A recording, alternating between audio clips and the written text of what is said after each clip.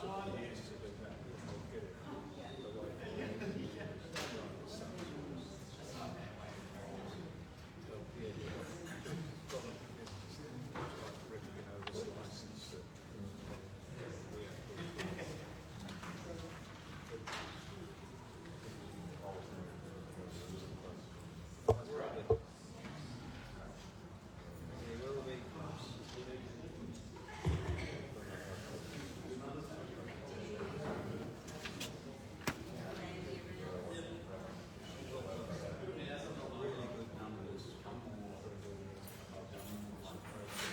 It's only 60-40, it's 20-80%. That's what it is.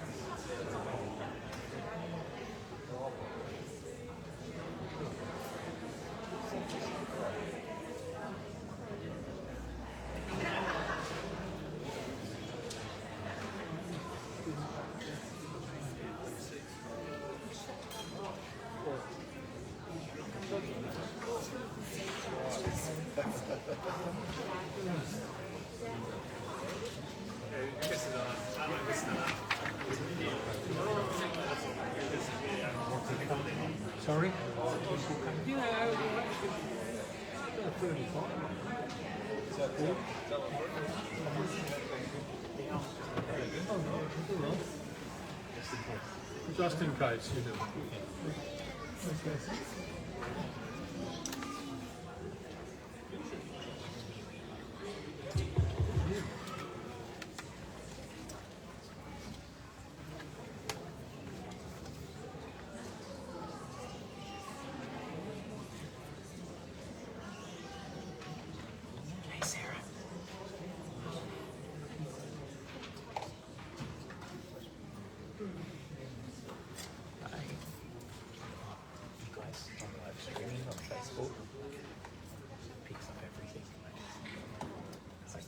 If you've got a good joke, make it a funny one. Okay. Silent.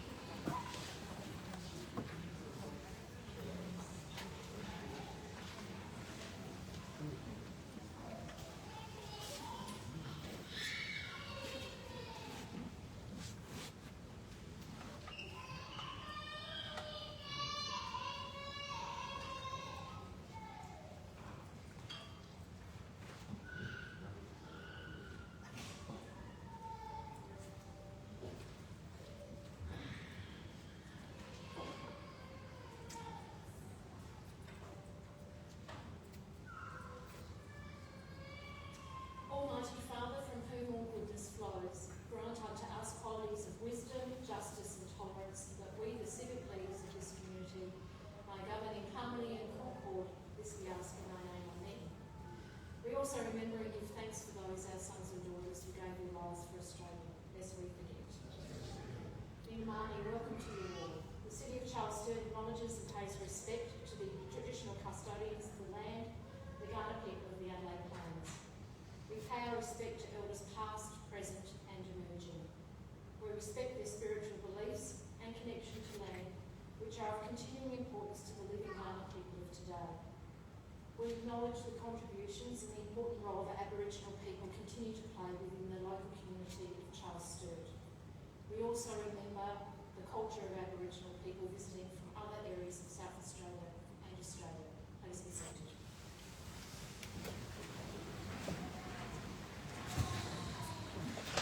I'll move.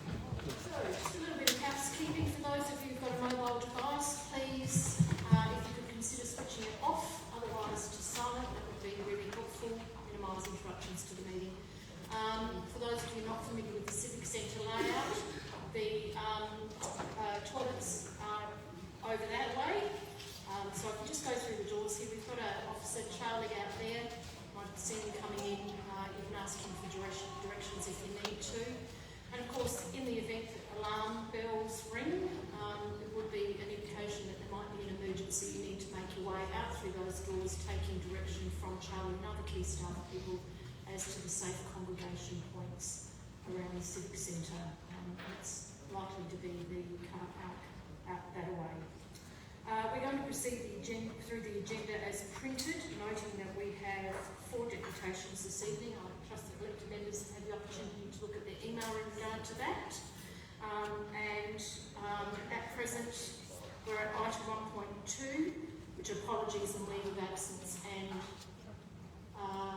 Councillor Katrina's not yet here, but a bag is, so I'm assuming, no, that's yours. She has leave of absence. Sorry? She has leave of absence. Thank you.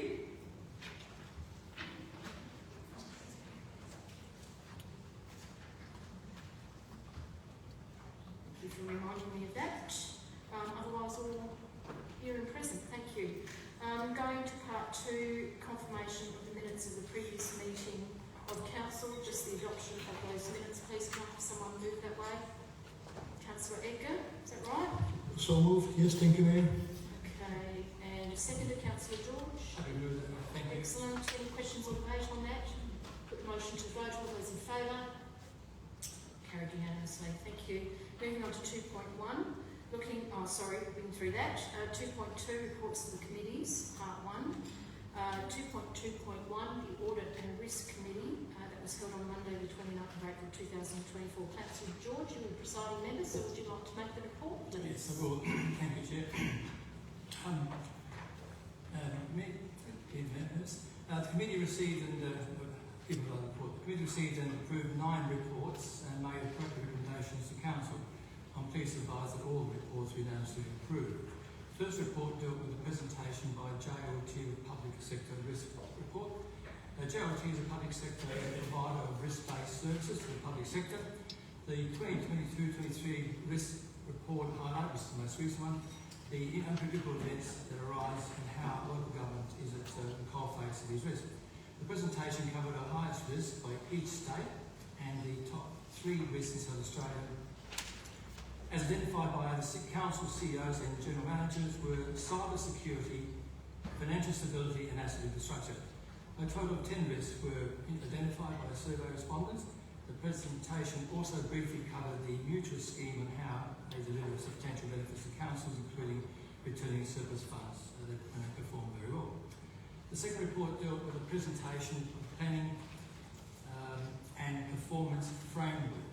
Erica Comrie, Manager Innovations and Performance, provided an update on progress on the implementation of the performance and innovation function and the formalisation of Council's planning and performance framework. This framework supports administration and elected members to progress towards community vision and community plan objectives and ensure that Council's requirements under the Local Government Act 99 are delivered.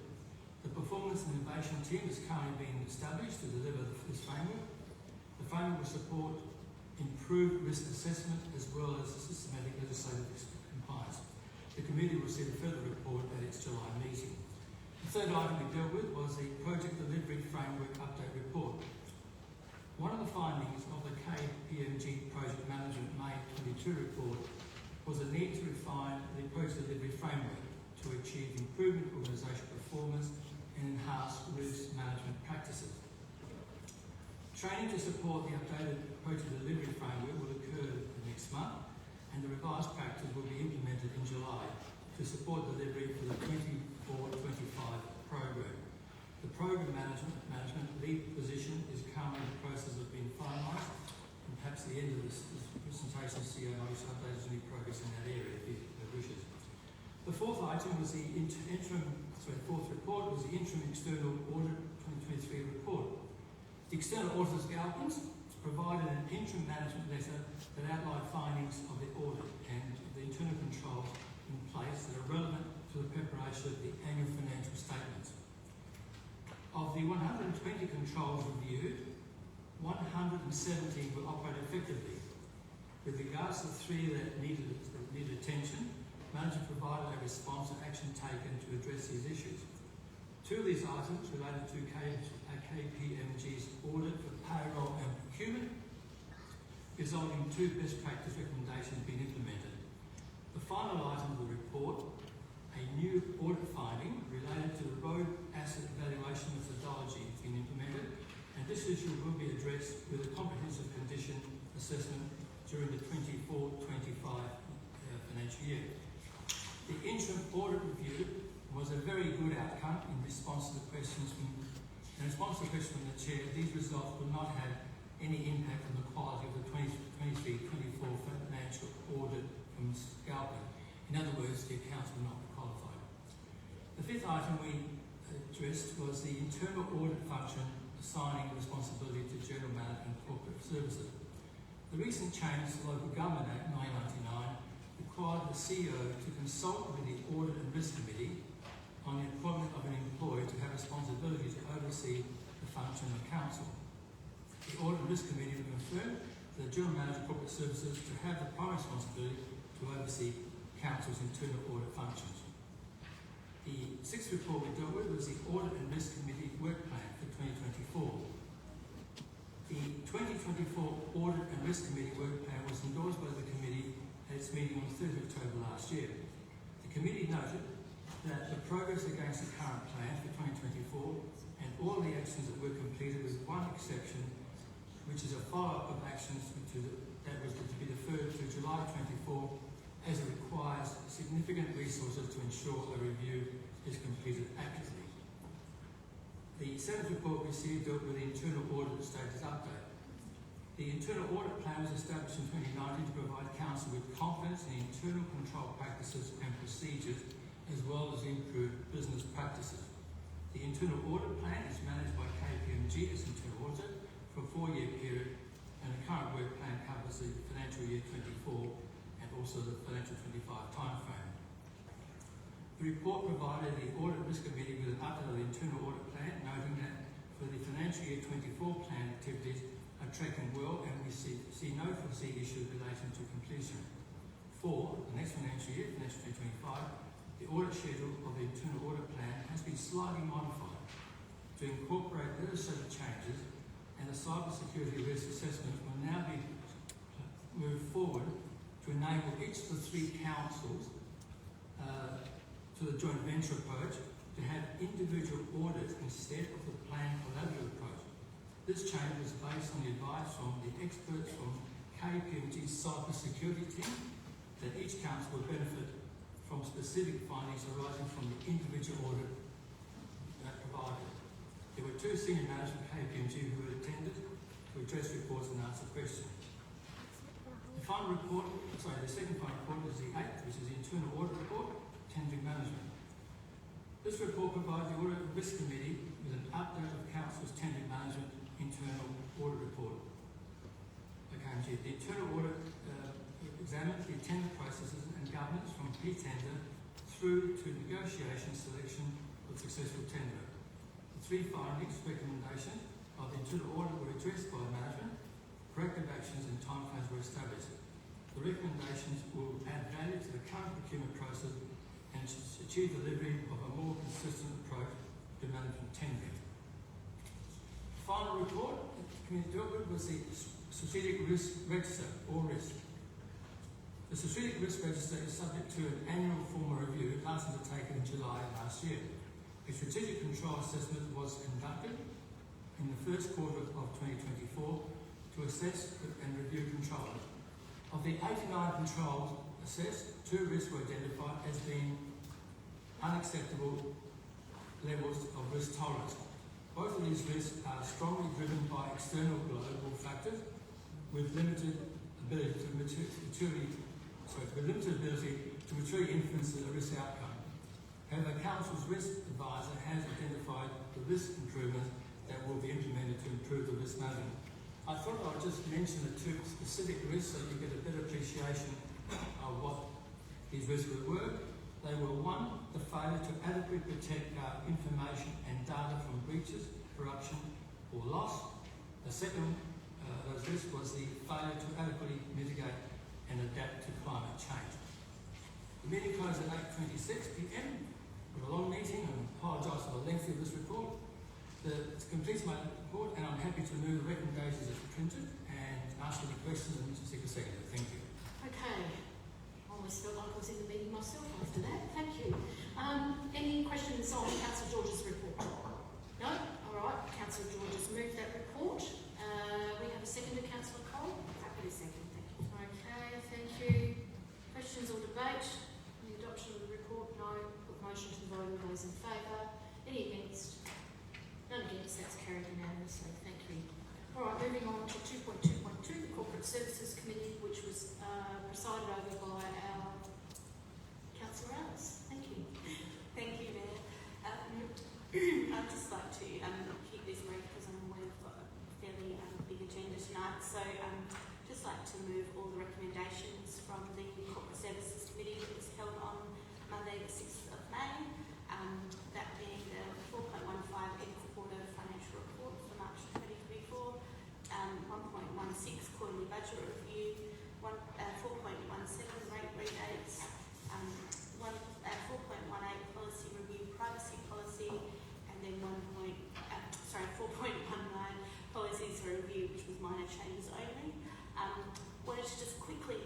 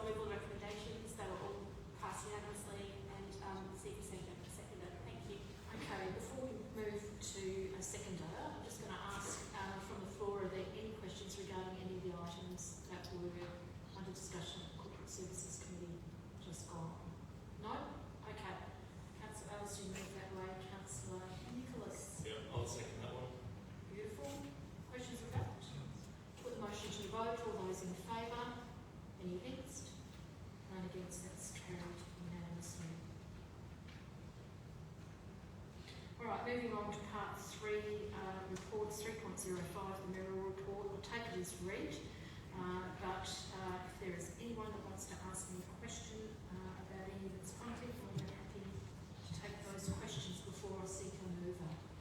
Councillor Michael, you have a question? Not a question, but I'm happy to be the mover for that one.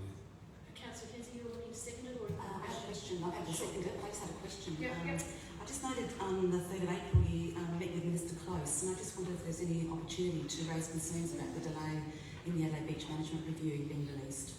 No, we were actually talking about FOGO at that point in time, and she had an incredibly tight schedule. She was late from previous appointments in seeing us anyway, so there was no opportunity at all. That's all. Sure, okay. Thank you. I'm happy to second that. Okay, thank you. Any other, calling for any other questions from the floor? No. Councillor Michael is going to move it, and Councillor Kinsey is seconding it. Questions or debate? Put the motion to the vote. All those in favour? Any against? None against. That's carried unanimously. Beautiful. All right. Now we're going to move on to deputations. I've just got a statement to make in relation to some that I have received, which are not mentioned in the list that you've been given. In accordance with the Local Government Procedures at Meetings Regulations 2013, I've made the determination to refuse a deputation request I must report to this Council. I received a deputation request from Ms Maria Russo on the 26th of April 2024 on the topic of Croydon Avenue Reserve. I declined Ms Russo's request as the matter had already been dealt with and there would be no agenda for the meeting of the 13th of May 2024. Subsequently, Ms Russo lodged 2 petitions which are on the agenda for Council to consider tonight. And as Ms Russo requested, I considered a request for the deputation, which I did so carefully, considering this, and once again made the determination to declare her request decline her request, I beg your pardon, as Council has already enacted the decision to rename the reserve and the petition received was not compliant as a valid petition. So, having said that, I'm now going to move on regarding the deputations that we have received. We've got 1 and 2 in the agenda, but there are 2 others. The 3rd from Ms Michelle Drogmuller and 4th from Ms Sarah McGrath. So I'm going to seek leave from the Council to hear those deputations 3 and 4. Can I see a show of hands, please? Granted. Excellent. Thank you. So, turn our mind back to the table of contents on our agenda. Item 4.31, the deputation regarding Toogood Reserve, concerns with current plans and encumbrances on the reserve. Ms Andrea Sala. Thank you.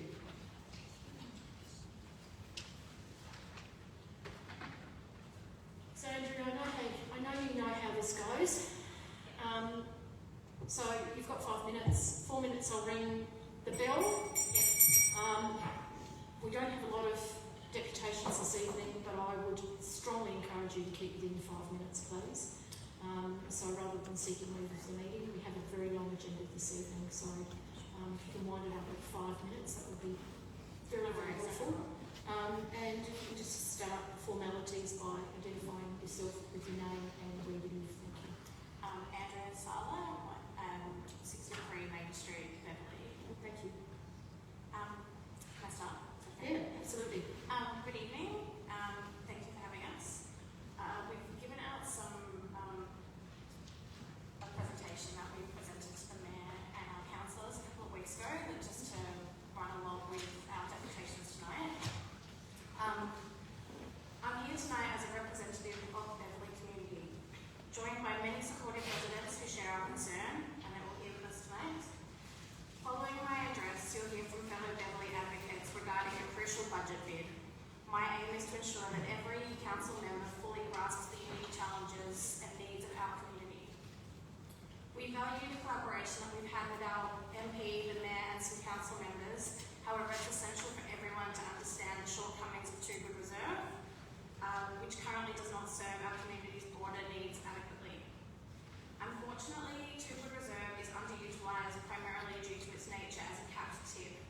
It is very important to know that there is an encumbrance on the land limiting its function to serving as a car park for the basketball facility.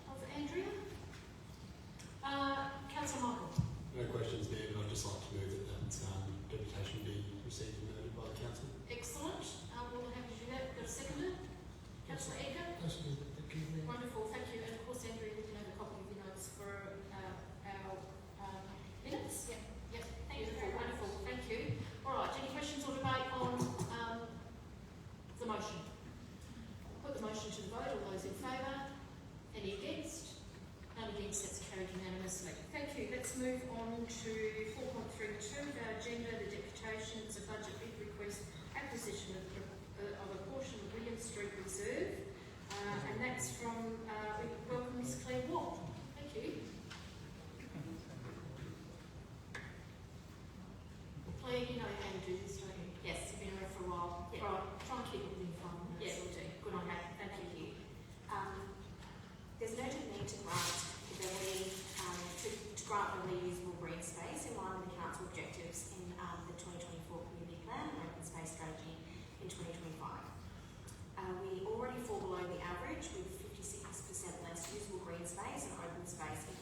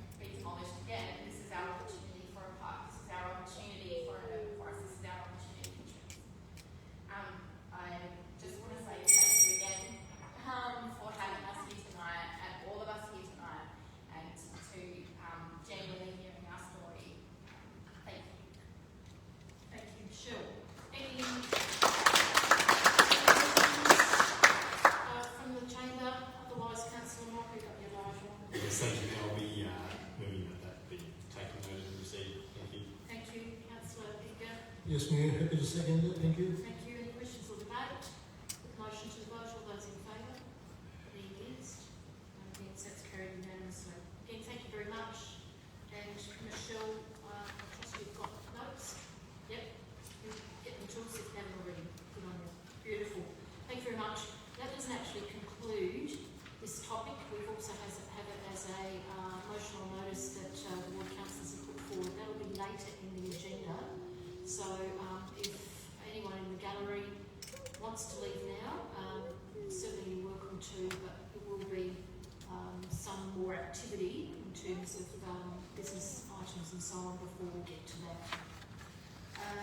All right, moving on now to our last and final deputation this evening. This is Ms Sarah Grant, who wants to speak on the matter of the SA for licence and the community and management plan consultation. Angela, Yes. in relation to this, as it is a deputation that mentions Sandford, of which my partner is an employee, so I'll deal with the conflict by leaving the meeting for the duration of this. Thank you. Thank you. Okay, Sarah.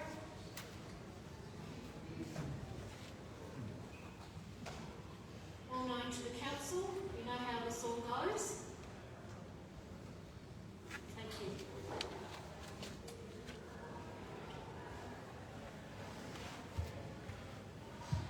Thank you, Mayor. Good evening, Mayor. Good evening, councillors. Good evening, staff. Lovely to see you all again. I've just got a pretty quick one tonight. I just wanted to have go through a couple of things. Listing of Lane and the Crows relinquishment of their exclusive licence. I attended on Saturday and I had a really lovely long chat to Darren Chandler, and I got this, as far as I know, I got this straight in my head finally. So I just wanted to state a few things so that we're all on the same page. Crows must clearly relinquish their exclusive licence to Sandford, so CNG can then purchase the land and then invest it with council. And as it states in the OSA that it's got to be free of any encumbrances, etc., or any other interests in the land. So that means the Crows then would not have any legal interest in the land once they relinquish their licence for Sandford to sell the land to CNG. As you would all know, community lands help for the benefit of the community. As we all know, CMMP's got to be consulted on, and under section or division 6 in part 202 of the Government Act, any lease or licence in excess of 5 years has to be consulted on in the CMMP, and we know the Sandford is requesting a 10 plus 10 plus 10 plus 10 plus 2. So phase 1 and phase 2, as you would have read in the documentation, there's 2 phases to this Sandford licence. Phase 1 reflects the existing arrangements of the Crows, and phase 2 is the 90 months that's currently being consulted on. So I had a question for Darren on Saturday, which he couldn't answer. Why isn't phase 1 being consulted on, given that the Crows would require an exclusive licence and the land is now community land and it's held for the benefit of the community? So I thought that was a bit strange and he didn't have an answer, so that's a question I've got. And particularly a lot of you would have seen my emails and then Bruce's response around the 2015 motion that was passed with council. So in light of those comments about wanting some structure and rigour around the AFC. So my first question is, why isn't phase 1 being consulted on? Surely that would be a requirement. My second question, and this will make sense in the next slide or two, is the administrative assumption that the ovals remain a formal sporting ground. So you will have seen Bruce's emails in response, and there's a couple of quotes I've just put out there.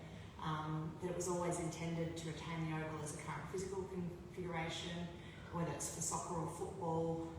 Administration always felt they were going to be formal playing fields. So the underlying assumption being that it was always going to be a formal sporting ground, which I think is really interesting for administration to hold that view. However, I can't find any council motion, anything from the chamber endorsing that assumption, that's to remain a formal sporting ground. The reason that's important is because when the residents bought in there, what did they understand? Now, this is every single document that people have had over the years, going back as far as we've got to 2016, the way that they've labelled Football Park as the public reserve / AFC club training grounds being the same. That hasn't changed. This is the pegging plan. This is, I think this last revision on the date on this one is 2022, but you will see in the middle here, I don't know if you can read it, but it's always related to as reserve.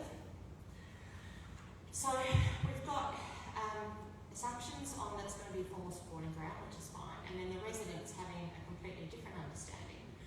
And this is, we ran a poll on Friday just on the Facebook page around, and these were 2 questions, really simple. Were you led to believe that the Oval was going to be a public reserve with unlimited access after the Crows left? And 91% of people answered yes. We had 88 respondents in this, and this was just over one day. And of those 91 people, the question was then asked, if you did answer yes, did it influence your decision to purchase? Of which 78% of people said yes. So there's a bit of a disconnect.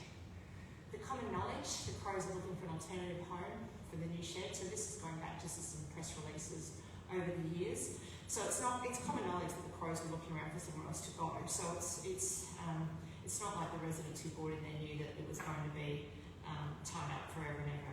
Amen. So I just wanted to sort of mention why the residents are so upset. And if you put yourselves in their shoes and you have an appreciation that you've made your most important life decision to purchase in Live West, you're told that the open space would be available for the community after the Crows left. But now you're fighting to have any usable I'm open sorry, space. Sarah, but you've reached 5 minutes. How much more time are you looking That's it, for? this is my last slide, so just the bottom paragraph. So, Right. which you can all read, I don't need to read it to you, you're all very capable of reading it, so that's it, thank you. Thank you, Sarah. Are there any questions from the floor? Right, Yeah, I've got a question. Nick, Councillor Nick. Thank you, Sarah. Could you just elaborate on what phase 1 is exactly? I didn't know what you were referring to there.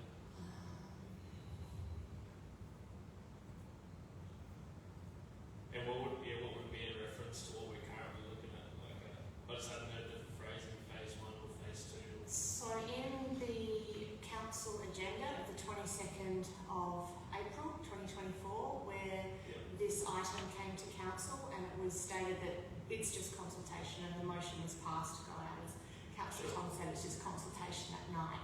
In that report in the agenda, it talks about 2 phases, phase 1 and phase 2 so phase 1 being pretty much business as usual.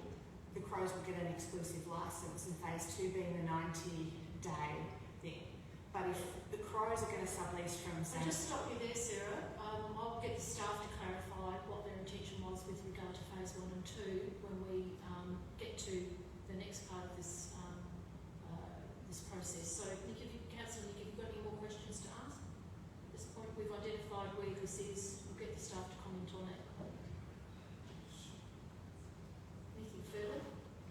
No, that was the only clarification. Okay. It is what? Well, can the that's... staff just tell me now? Just Yeah, do no, they agree with that? No, unfortunately, procedurally, we have to move and second the item, and then that gives opportunity for you to ask the question again to the staff, so we can bring clarification to it. So Can at we this just point move in the it meeting, second you can only direct questions to the deputy. I'm sorry, it's all very confusing, but that's the way it is. So I think it just means that we keep clarity between those that are asking questions and debating Sure. when it comes to that formal decision-making part of the motion. All right, so any other questions? I see some lights on. Otherwise, Councillor Quinn, you asking a question, you're moving. No, I'm asking a question, please. Sure. I'm sorry, Mayor. Thank you, Sarah, for your deputation. Can I please ask, with regards to the sample size for the Facebook survey that was done, was that specifically the 88 respondents from Live West, or was that connection through? No, it's a closed Facebook group that only residents belong to, and as you can imagine, there's lots of posts on it all the time from have you seen this person, watch out for this happening here, my kid's bike's being stolen. So it's a closed Facebook group, and we just did a quick little poll on Friday with 2 pretty simple questions on it, and there were 88 respondents to that. You're welcome. Okay, Councillor McCall, you got a question or you want to move? Question. Okay. You might not be able to answer, but do you know if any of the residents living in the Live West have actually gone to C&G for clarification on why they were told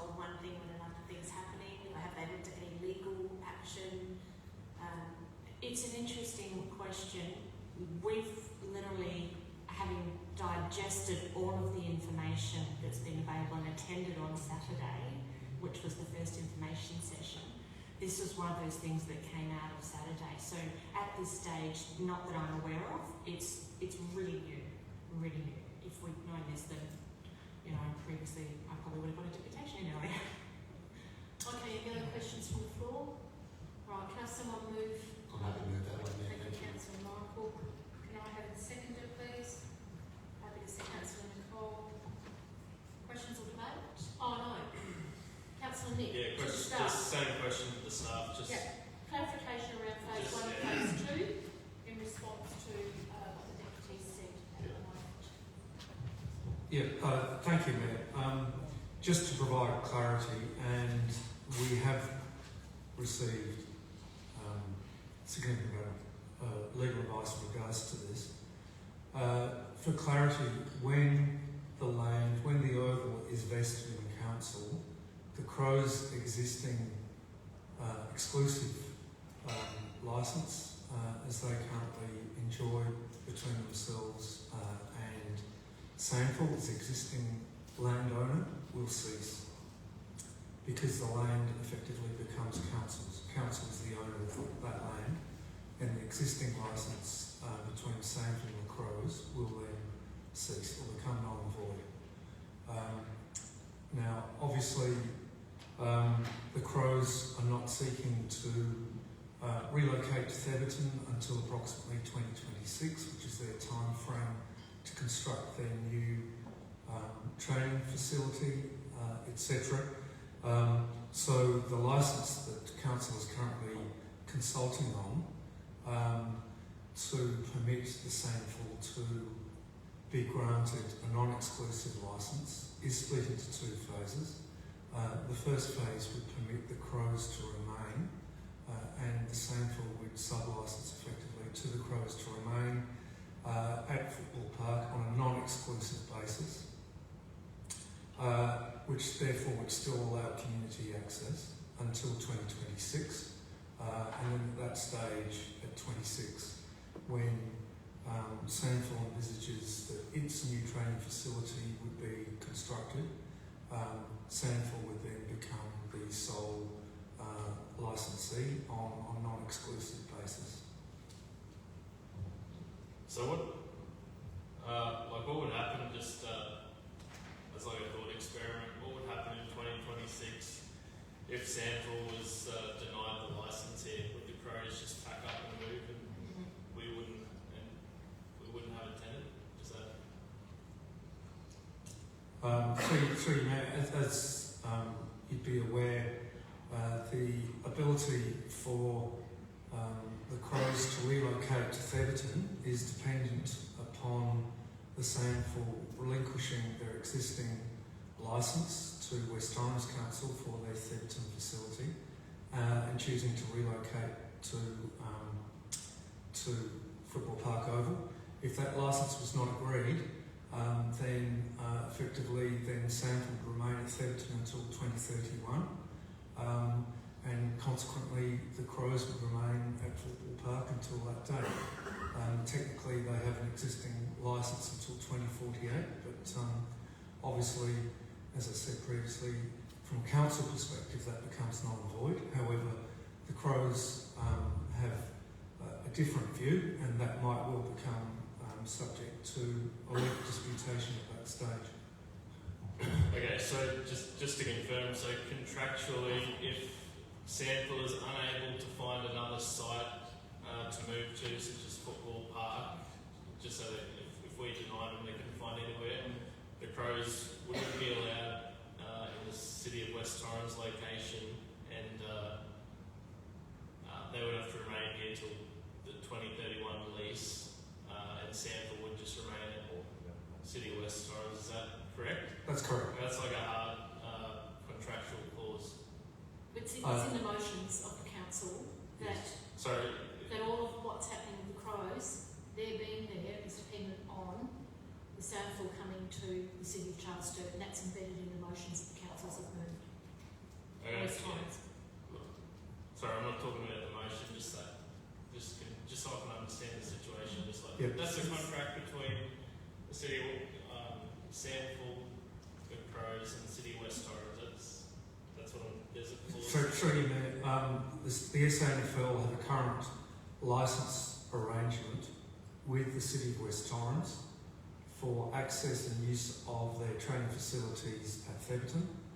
That licence extends until 2031, and because West Torrens Council have essentially approved the occupation of the land by the Adelaide Crows Football Club, they've also advised the SANFL that they will not extend the SANFL's licence beyond 2031 to enable the Crows to occupy that over. Okay. Yep, no, that's good. And, yeah, because this is very relevant to what we're talking about here, because I guess we need to know the consequences or the outcomes of Yes, sort of each route that can be taken. correct. But that's not the nature of the Yeah, sure, of Yeah, the this deputation. would be the time to. Yeah, look, I Yeah, think okay. Paul, did you have something more that you wanted to add? Yeah, just a point that Bruce touched on there, and he described how on the vesting of the land, we have legal advice that the Crows' existing lease becomes null and void. It's important to note, I suppose, that the Crows have explicitly contrary legal advice on that same lease, and they believe that they have continuing rights. So it is reasonable to think that if we get to that point, we'll be in the court against the Crows fighting it out to determine whose legal rights prevails, essentially. Which is the rate, cost of ratepayers, by the way. Yeah, sorry, so from the Crows' perspective, if this didn't go ahead, they would have a legal right through to 2031, whereas our legal advice, 2048, whereas our legal advice is saying they would have a legal right to the space till 2031. No? Or what is it? When the land vests. When the land is. So the 2031 date relates to the Crows going to, the Sandford, the Sandford's existing lease at the Theberton Oval. So Crows have got a separate lease, and that's to 2048, which when the land is vested to council, there is some legal debate as to whether or not that will expire or not at that time of investment. Yeah. I think it would be pretty useful to probably like make this really clear to the whole council. Maybe like a sort of, I don't know if you could do a sort of outcome and consequence, maybe like a few scenarios, like three or four scenarios. We've actually done that in the workshop previously. Yeah. Yeah, but we can provide that to you again. It didn't have all that information. We just Yeah. Well, the thing to do is to look at that information. If anything's not clear, then to speak to the staff about that so that you've got clarity on it. Councillor Nick, but I do appreciate that there are nuances that we're all trying to get over with this matter, because there are greater consequences than just what you've heard around how CNG might actually approach that whole issue of the provision of open space under the current requirements if the current proposition doesn't go through. And you need to be aware of that so that when you're advocating for community members who want open space, don't end up voting for something that's going to give them less. Okay. Sure. All right. So we've got a mover and a seconder on that one. Councillor Michael and Councillor Nicole. Councillor Nicole, did you want to? Any more questions? Yep. Just clarifying, Councillor Kelly. So if Sandford doesn't get the licence, what is the vesting date again? Through you, Mayor, currently the vesting date, in accordance with the commercial agreement between the SANFL and commercial in general, is 2026. If council was to approve the licence to Sandford, both those parties have agreed to bring forward that vesting date to this current year. However, if that licence is not granted, then it will remain at 2026. Yeah, that was my question, thank you. And so if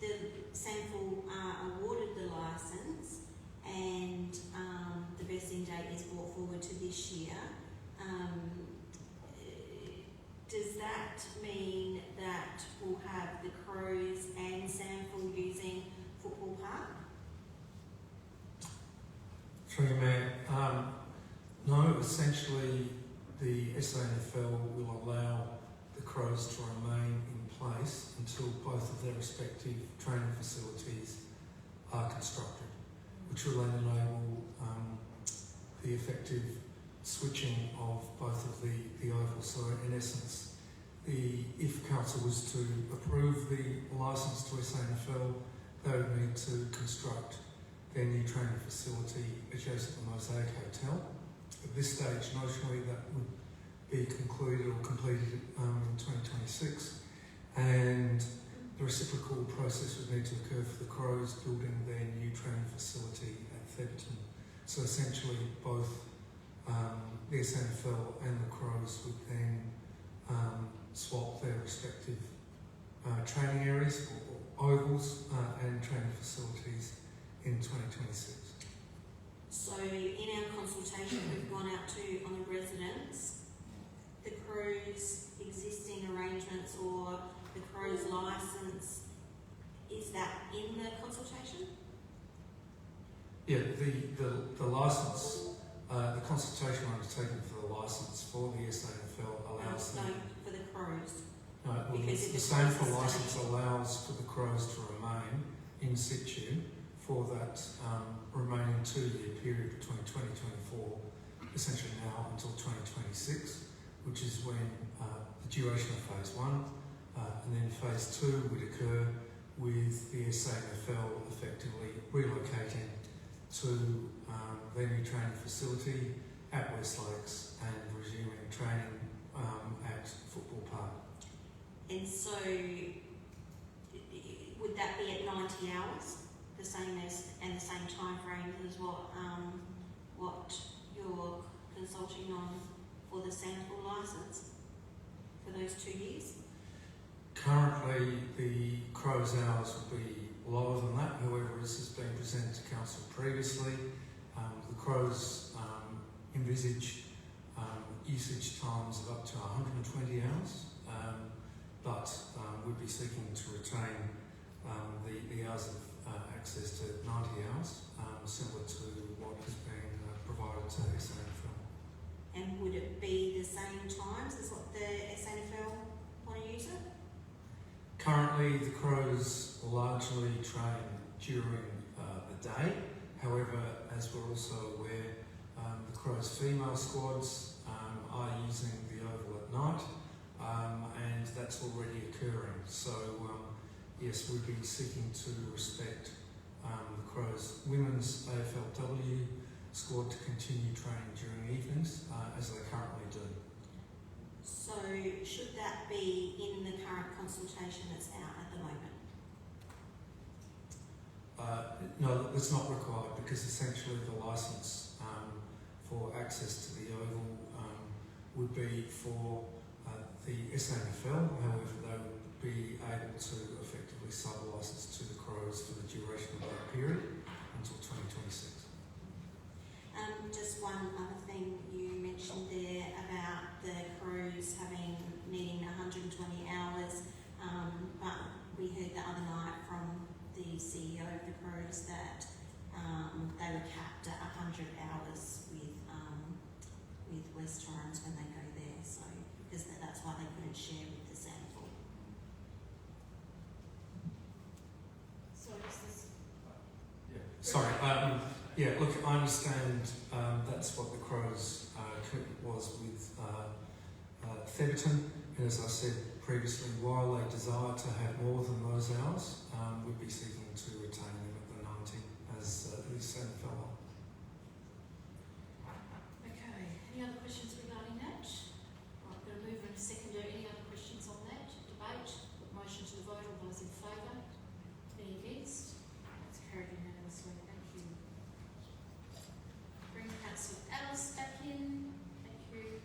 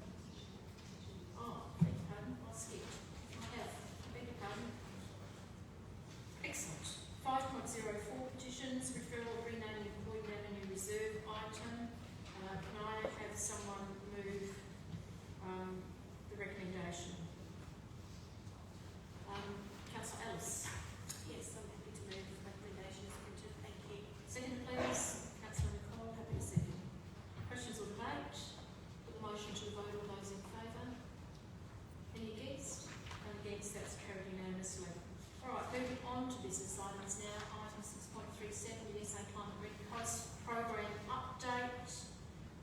It's actually a great opportunity to be involved in this, and it's a very important piece of work going forward. Councillor Kenzie. Yes, thank you, Mayor. I'm really very happy to move this motion. It's a really solid read, an excellent in-depth report, so I would really like to commend staff, Kelly Mader and everyone involved in the report and presenting the motion to us. As a council, we have a lot at stake in terms of loss of beaches, loss of assets, and this motion is very carefully and intelligently worded. Coastal management is a highly complex, multifaceted and unfortunately highly political issue, particularly along the metropolitan coast. We need a long-term, coordinated and financial commitment and security from state and federal governments. And this is also really timely because we're still waiting on the release of the Adelaide Beach Management Review, which is now 6 months overdue. Our council beaches are highly eroded, and we're already seeing wet beaches and beach access ways which have been previously structurally compromised despite being engineered to be at the beach heights at the time of installation. So I think it's really important to move and plan ahead.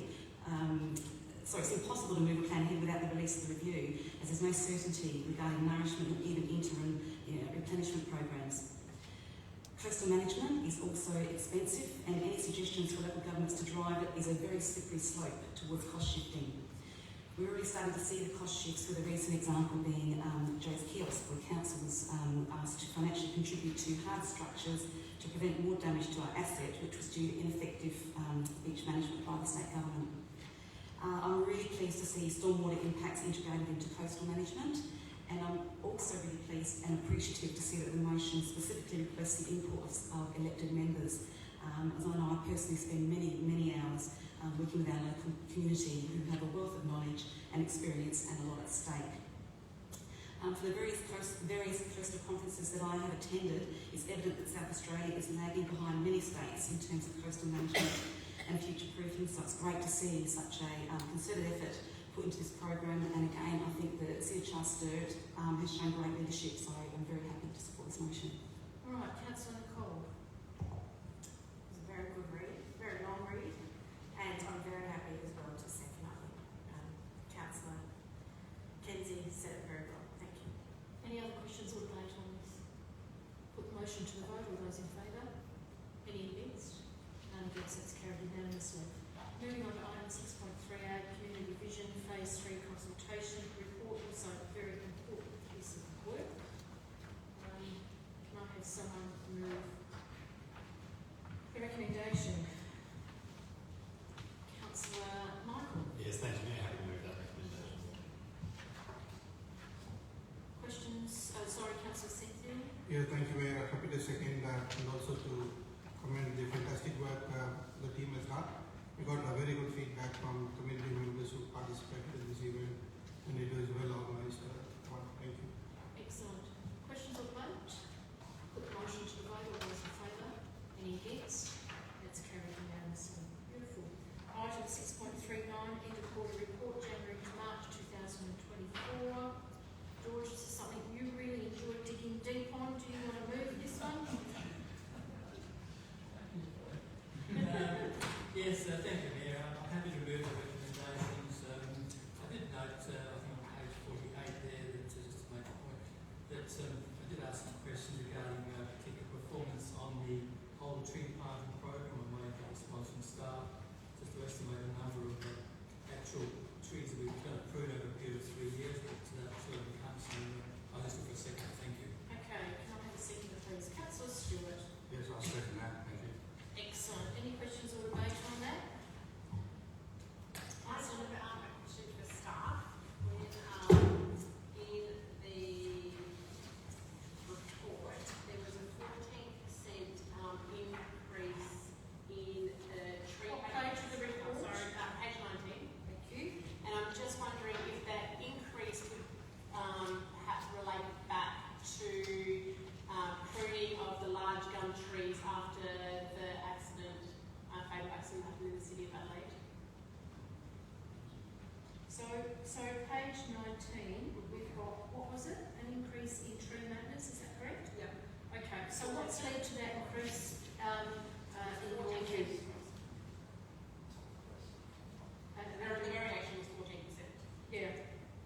through the chair. Look, the variation is just a higher load than usual on previous years on tree requests. So it's actually nothing to do with the recent events, but there is just year on year an increase in requests for tree maintenance.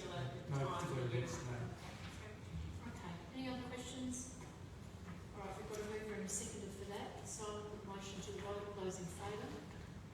Any against? And against, that's carried unanimously.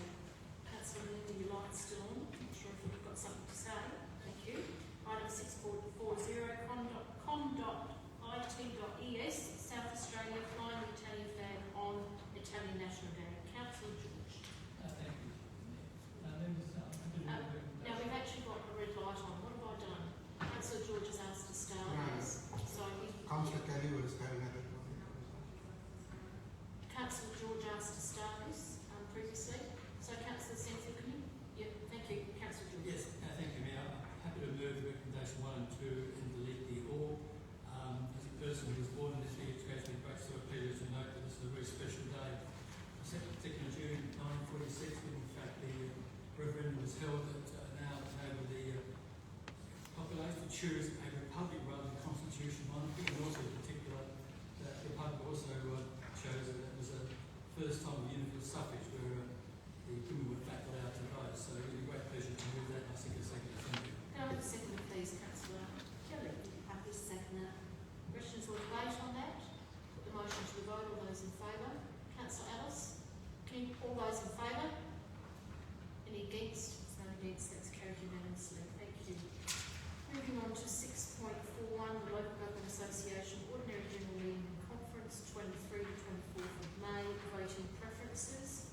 Trust that you've looked through those. It's not an awful lot, but I will be registering our vote as a council in relation to those matters.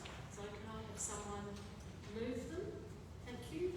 Councillor Tom. Just long happy to move the motions. Seconder, Councillor Michael. Yes, thank you, Mayor. Happy to second that. Thank you. Any questions or debate on that? Put the motion to the vote. All those in favour? It's carried unanimously. Thank you. 6.42, Local Government Association nominations for Stormwater Management Authority. Now, the report indicates Murley KG in regard to our nomination, and given the fact that the Stormwater Management Authority board is a very technical board, I think that is a very worthy and suitable nomination. However, I do realise that there might be people in the council chamber who are also feel that their skills might be warranted at this time, so I'm going to ask for nominations from the floor. Any nominations? No? Well then can I have a mover in regard to moving 6.42? Thank you, Councillor Sturt. Yeah, I'll certainly know a fair bit about Murida KG. Yep. And quite clearly a very valuable member in this Yep. particular situation. Absolutely. Seconded, Councillor Nick. Yep, happy to second that one. Excellent. Questions or debate? Put the motion to the vote. All those in favour? Any against? That's carried unanimously. All right, now we're moving on to item 6.43.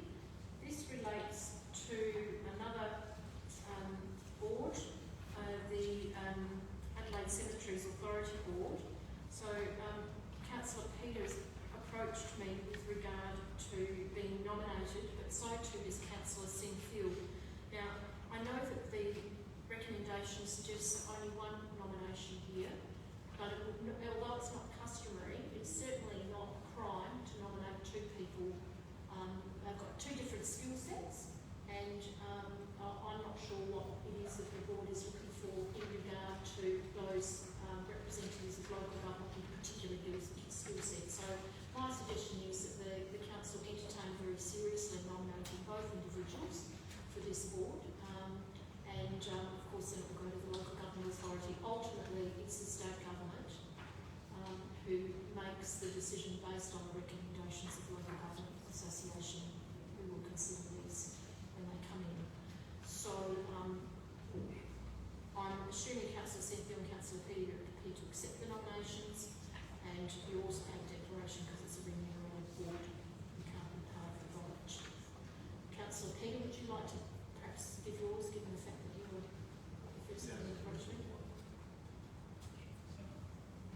Yeah. Councillor Peter, if you could just indicate. Yes, may I thank you for the opportunity. I do accept to be nominated to your centre.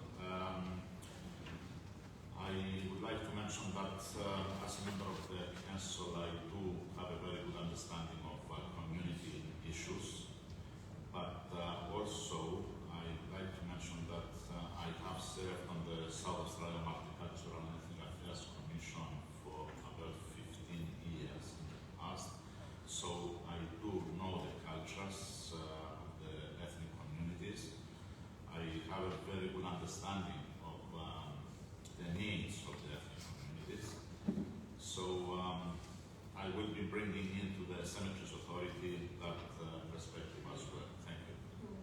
Right, and your declaration, Councillor Peter, is that because it's a remunerated position, you have a material conflict of interest? Yes, because it's a remunerated position, I've got material conflict of interest, so I would like to abstain for any further discussion. Yes, you must leave the meeting Leave the entirely. meeting. And leave the meeting. Thank you very much.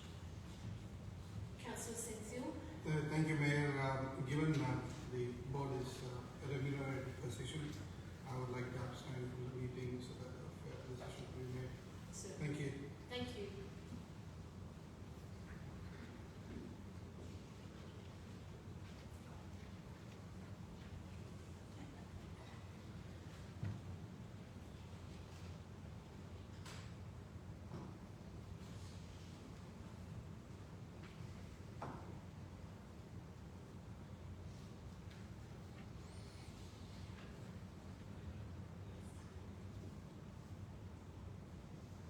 Okay.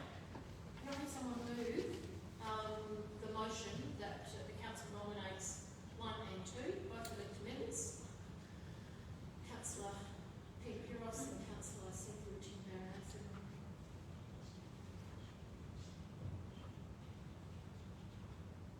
Excellent. I move the order. Can I have someone move that way? Mr. Tom. Thank you. Yes, Councillor Tom. I'd like to move that way, thank you. Thank you.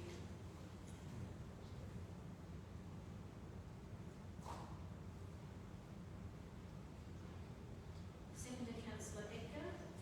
Questions or, oh, sorry. I'm happy to second that. Thank you, Mayor. Thank you. Any questions or debate on that? Put the motion to the vote. All those in favour? None against? It's carried unanimously. Thank you. Beautiful.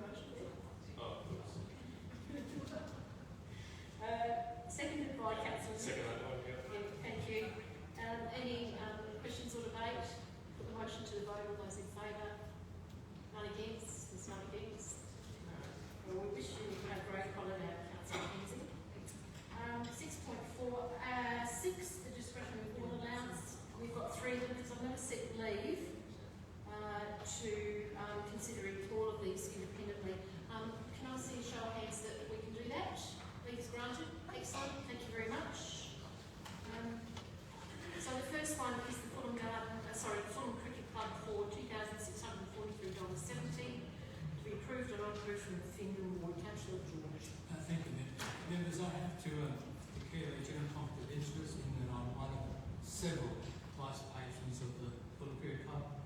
I should just say, just leading the meeting, I'm not receiving any benefit, detriment, direct or indirect, from personal gains from voting in any matter, so there's no benefit to me. So I'm staying vote. Okay. So I would like to move that motion and seek a second for the Philippine Club. Thank you. Seconder, please, Councillor Peter. I'm happy to second that now. Thank you. Questions on the page? All those in favour? Any against? Councillor Kelly, you're against it? No. Yep. Carried unanimously. All right. Part 2. Lions Club Charles Sturt for $1,000 to be approved or not approved from all wards with available funds. So here we go. So I'd like to move that we pay the $1,000 from ours. We've got some money left, so we're happy to pay that. They have been obviously coming up to their 60th anniversary celebrations. They have a dinner coming up on the 1st of June that everyone can purchase a ticket for and go along. I'm happy to share the link to that after in the next couple of days, so you can purchase tickets. But they've recently helped out with the Macanani Reserve bird bath as well, so they're looking to fund that whole lot instead of any of it coming out of our budget at the moment. But at the moment they're paying for half of that. So. Okay. I just wanted to declare that I'm actually patron of this club as well. It's an honorary position, so I'm going to remain in the meeting. I don't know that I'll be voting, but should I be given the opportunity to do so, I'll also be voting in this instance. Councillor Nicole. Happy to second that. Okay. So Councillor Kelly is going to move it, but we've only got one contribution from you, but for the full amount. Oh, that's interesting, because I read that as being $1,000 across the whole board. Anyway, it doesn't matter, all the better. Excellent. Did you read it that way too? Yeah. Yeah, that's what I thought. Anyway, we've cleared that up and we're moving ahead. Any questions or debate? I'll put the motion to the vote. All those in favour? Any against? It's carried unanimously. Beautiful. Part 3, the Gold Foundation for $3,000. Boy, that sounds good. Approved or not approved from all wards with available funds. So we've got $3,000. Do we know anything much about the Gold Foundation? I do know a little bit there. It's a foundation, as I understand it, that assists with social skills for autism. So it's, I think there's value there in terms of what they do and what kind of services they provide for the community. And having said that, I'm sure Beverley Ward can make some form of contribution towards this. $1,000 in the Beverley Ward. We'd be grateful if that can be assisted by. So we've got $1,000. Who else is got money to contribute? Councillor Kelly, you got any? Sure. So my question in regards to this is that it's for a mobile coffee Thing, trailer thing, like caravan type thing, and they would be selling coffees, like, and I couldn't work out in there exactly what that money, the $3,000 is, because they're getting grants from everywhere that they can, and I've read where they're all coming from, but I just don't understand where, like, most Where the businesses $3,000 spend, is. like, sell the coffees to pay their overheads and their wages, but I'm just like, I couldn't work out where all this money's going. Do we have any information regarding that? Have staff done any further? Kerry? Through the mayor, we don't have any further information. Right, they are seeking funds because the mobile coffee van is quite expensive, and it is the $3,000 will be going back into the ongoing use of that, and it is a very good program to build the skills Of those participants that have been involved in the program. But yes, they were very honest in their application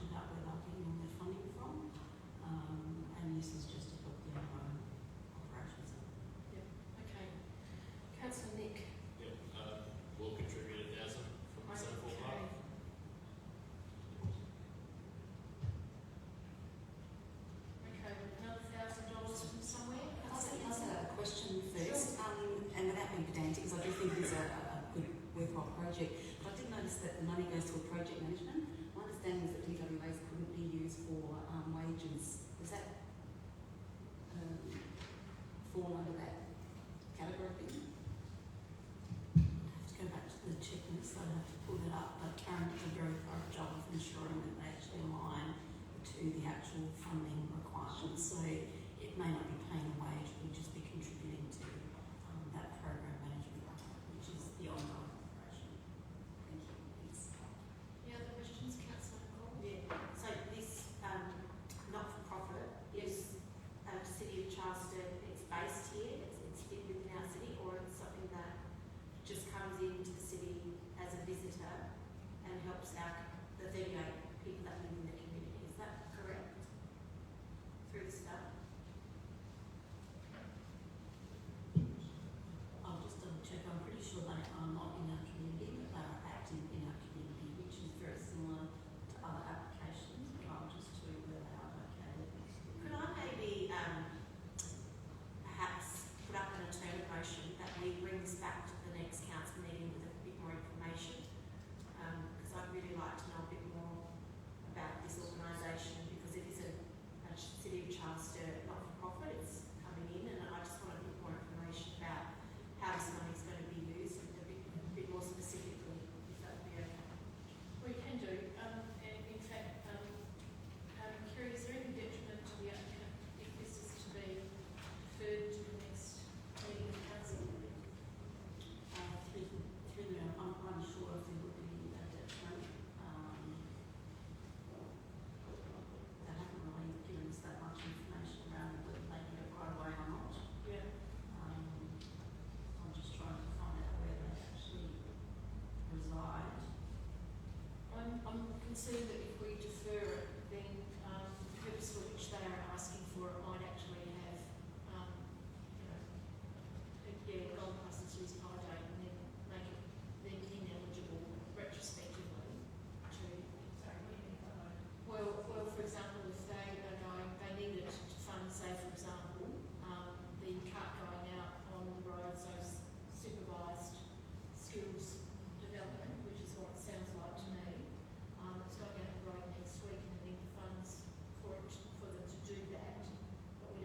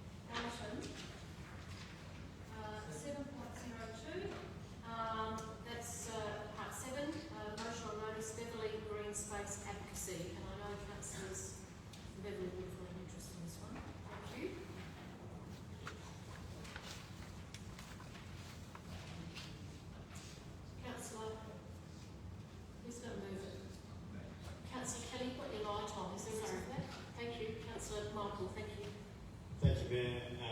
Thank you, members. I won't labour too much on this one.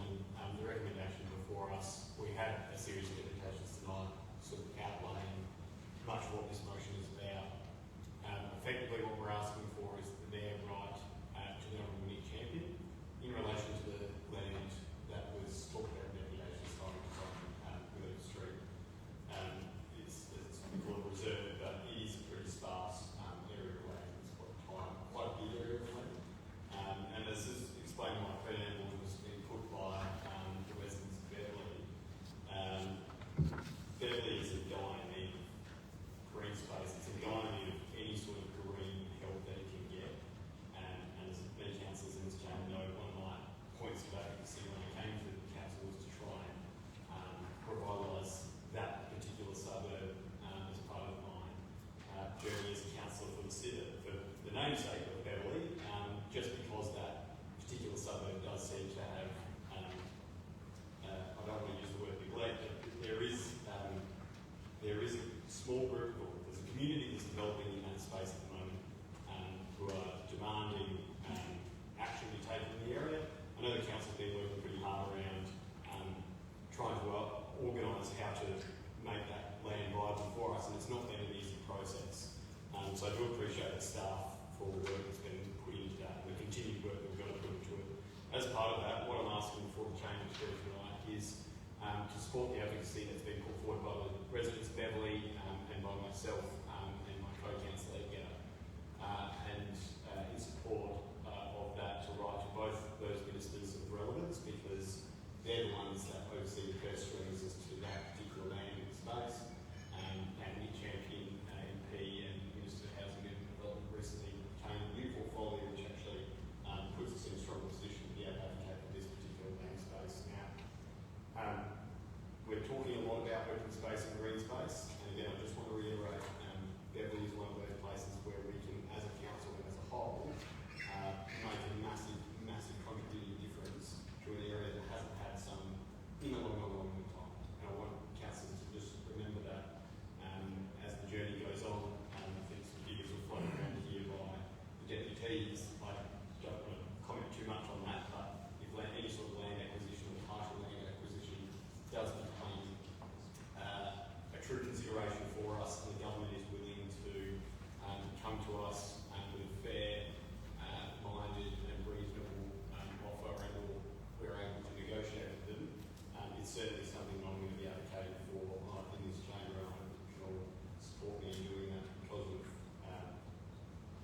Beverley's been meeting for a long time. So that's all I'm reason I thank you. Thank you, Councillor Edgar. Yes, thank you, Mayor. I definitely second this motion. For many, many years, the residents of Beverley, I've been attending many street power meetings for many years, and in that part of the area, that has been a bone of contention for many, many years. For some reason or another, there was always, well, it's not available, or it's on the back burner, or this or that. So all these years we couldn't do much about it. But as my co-councillor said, they are in a bit of dire straits there without, the open space. And possibly, if we contact the Minister Champion, maybe he'll be the person to champion the cause for the cause for us. So I urge you to support this, so maybe something will happen. And also, I'd like to stress that if possible, we don't want to be a burden on the rest of the community by spending millions and millions of dollars. So we need to negotiate with the state government to supply, some property for open space, which is really, really needed in Beverley. Thank you. Yeah, we'd like them to give it to us. All right. Thank you very much for that. Any other questions or debate, Councillor Kelly? I've got a question. The area around there that is next to the basketball stadium that is supposedly getting the outdoor courts, etc., and in that plan, was that supposed to have some sort of playgroundy grass area, open space as well? Like,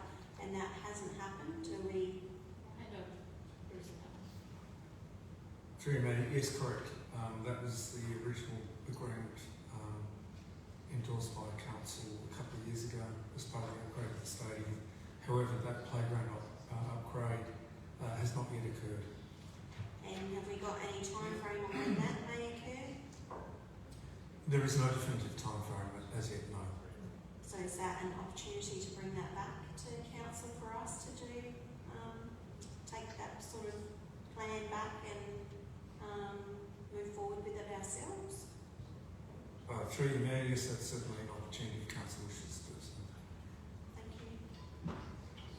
All right, this is for the playground, the site on which the playground is intended. We can take some progress on that ourselves if we need to. Yeah, thank you, Bruce. All right, any other questions regarding this, Councillor Rachel? Thank you. Through the chair, I just would like to know what would be the price or the value of that land in today's market? Yeah, through the chair, look, we have had a valuation done in early 2023 on that land. There was an expression of interest put out by the state government before that time, just to around who was interested in purchasing the lands. At that point in time, the land agent was valued at around $4 million, but that was without any consideration for cemeteries or potential contamination on the land as well. So that was not taken into consideration at that point in time. And my second question through the chair is, has that been earmarked by the government, or has it been earmarked for some kind of development at all? Through the chair, no, they've just indicated they are looking to offload that land at some stage or sell it in surplus to requirements for this, but that's all at the stage. We don't have a time frame around that at all at this stage. Council has a licence over that land, which has a 12-month termination clause on it, so they would have to provide us the 12-month notice they intend to sell it as well. All right, any other questions? We've got a mover and a seconder. There's no opposition to this, so I'll put the motion to the vote. All those in favour? Any questions? Any against? None against. That's carried unanimously. Thank you. Moving on to item 7.03, the motion on notice, amendment of item 6.33, football park from council meeting of 22/4/24. Councillor Ellis, I expect that you'll have a conflict of interest to decree on this. Yes, thank you, Mayor. I'd like to declare a conflict of interest in relation to this matter, as it references the sample who my partner is an employee of. So I'll deal with the conflict by leaving the meeting for the duration of this item. Thank you. Thank you.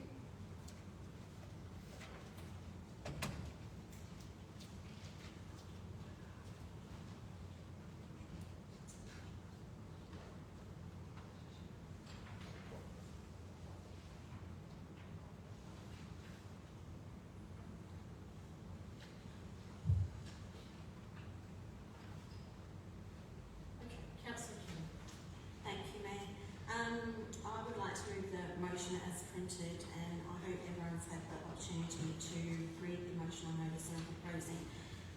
After the meeting on the 22nd of April, I went back to rewatch the live stream video that was online. I had some major concerns that elected members believed that the motion they were voting for was just for consultation, as 7 out of the 15 members on the night stated this. I flagged on the night that I had an alternative motion for the reasons in my motion that is stated. The points 3, 7 and 8 are just not part of consultation. So points 3.1 and 3.2 brought the motion into the political arena with the commentary. We were told in an email in the past week that council needed to be cautious about viewing this with a political lens. Comparing this development with the rest of the West Lakes open space does not make sense, as this development is a modern high-rise development with townhouses being built on less than 400 square metres and apartments generally with no open space. We had previously heard from residents that they do not have front or backyards, and we've heard previously that because of this, the use of the open space is far more important to residents than adjoining suburbs with far less population density. Point 7 regarding the signing of the open space agreement is also not just consultation. This is putting the cart before the horse. It was pointed out in a response to a resident's email in the past week that it was always the administration's want to keep the Oval as a licensed sporting venue. This had never been consulted on with the residents, and it was never brought to council to find out the want of the council. This is not just consultation. point 8, adding to the long-term financial plan, is also not just consultation. A report should be brought back to council before anything is added to the long-term financial plan. So I would like to move the motion as printed. I don't think we need to go into it. I need to go into it any further, but I would like to include my notes and seek a seconder. Okay, Councillor Nicholas. Councillor Nick. Oh, sorry.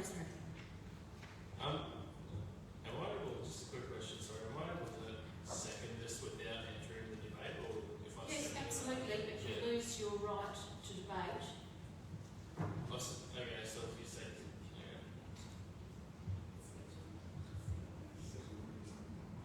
Yeah, okay, fair enough. I'm happy to second this,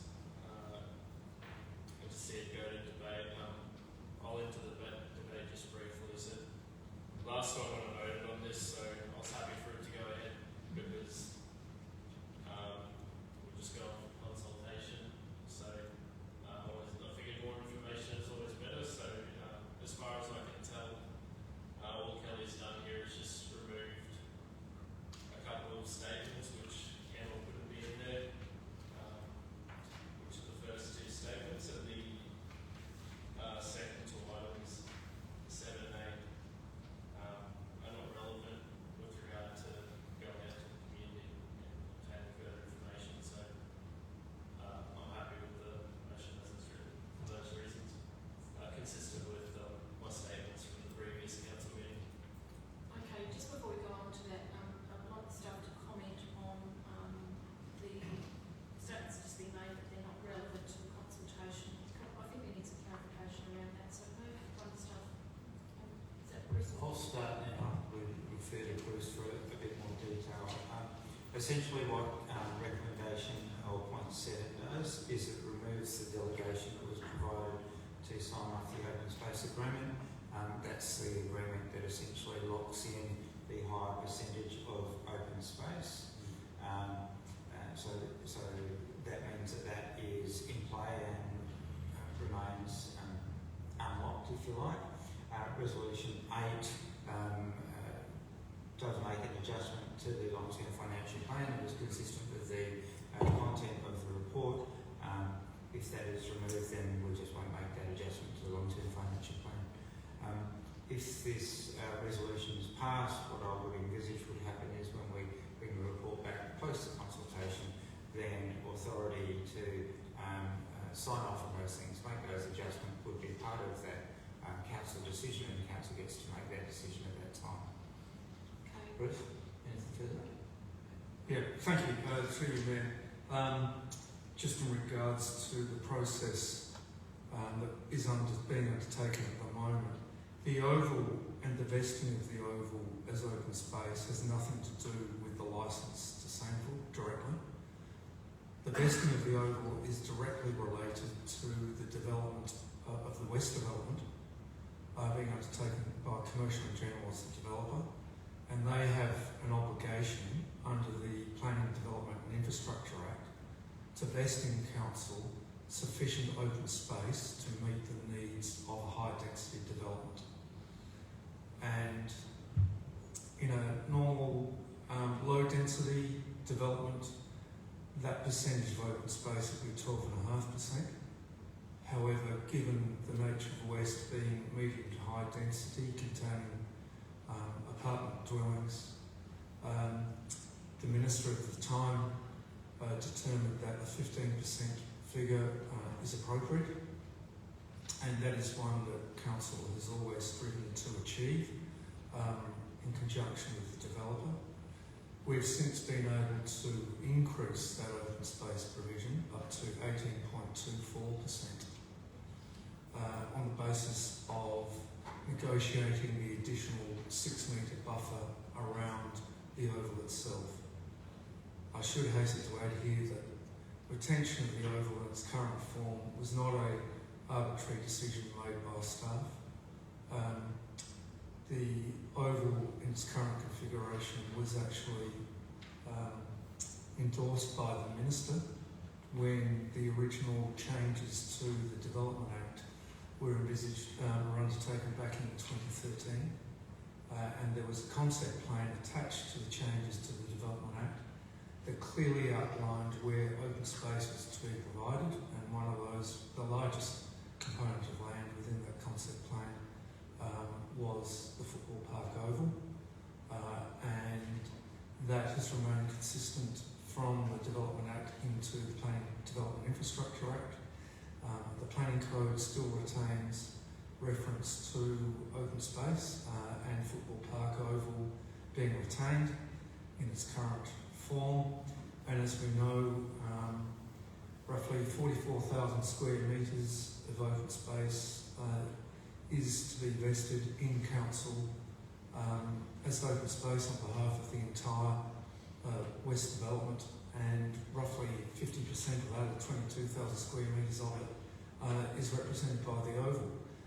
It is really important, therefore, that council agrees to the open space agreement, because essentially that is the agreement that locks the developer, being Commercial and General, and the current landowner, being the SANFL, into vesting that land in council on behalf of our community, the growing community at West. So that is a really important process related to the Planning Development Infrastructure Act to ensure we get the required amount of open space for a medium to high density development. There's nothing directly to do with then council's subsequent decision to undertake consultation to consider approving a licence to the SANFL. Yes, it's predicated on having an oval, but the oval must be vested in council. Firstly, there's open space, and that's what the previous resolution of council achieved. Thanks for that, Bruce. Okay, Councillor Michael. Thank you, Mayor. I do have some questions, because I must say I am concerned about retrospectively going back and removing point 7. As I understand it, the reason that exists is to safeguard the council's interest in the open space, which is 18.4%, against, if we don't have this clause, going back and renegotiating that, something that Paul had mentioned later in June, we may lose that 18.4%. We may only get 15, or the statutory requirement, which is 12.5. So in effect, what this clause is doing, and this is just my understanding, I'd like staff to be able to correct me if I am wrong, is doing this isn't about trying to pull the wool over the community as much as it's trying to protect the interest in the open space as best positioned we can against Commercial and General being the third party that we have no context of really in this. We don't have access to them because they have commercial interests that we don't have interest in. So we're trying to safeguard our interest in the open space. Is that a correct interpretation of what that clause means? Pretty much, except yes, for 12.5%. So I just get Bruce to just go over that again, if you don't mind. Thank you. Yes, your perspective, the way you summarise that, is absolutely correct. We have been in negotiations with Commercial and General for some time, since 2015, really, in regards to trying to secure all of the open space in support of the West Development. The oval was always going to be the last major component of the vesting of that open space. We would have liked to have brought this to council some time ago. However, commercial realities and the lack of clarity regarding the movement of the Crows unfortunately led to a delay in the open space agreement being negotiated. But we have been able to negotiate a greater percentage on the basis that we believe, whether it's the Crows or the SANFL, there's going to be some sporting use on that oval, and therefore having the additional 6 metre buffer around it and taking it up to 18.24% enables other recreational and passive recreation uses around the perimeter of the oval, including facilities such as barbecue facilities, playground, etc.